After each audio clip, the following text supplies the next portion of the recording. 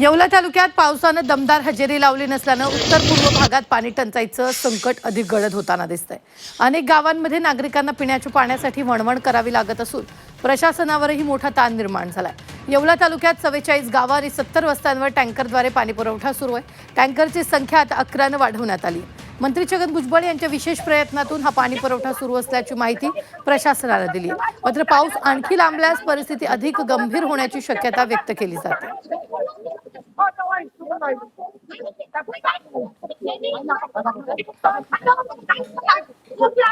दरवर्षी 7 जूनला मृग नक्षत्रामध्ये पावसाची सुरुवात होते, परंतु यावर्षी मृग नक्षत्र सरून गेल्यानंतर सुद्धा अजून सुद्धा पावसाची सुरुवात झालेली नाही।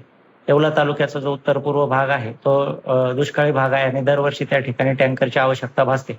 परंतु या ठिकाणी पाऊस लांबणीवर पडल्यामुळे आज परिस्थिती बघितली तर येवला तालुक्यातील 44 गावं आहेत आणि त्यातल्या 70 वाड्यांना 44 टँकरच्या माध्यमातून 80 खेपा ज्या आहेत टँकरच्या माध्यमातून आपण त्या ठिकाणी देत आहोत। आणि ही जर परिस्थिती जर अशीच राहिली तर टँकरची संख्या आणखी सुद्धा वाढण्याची शक्यता आहे।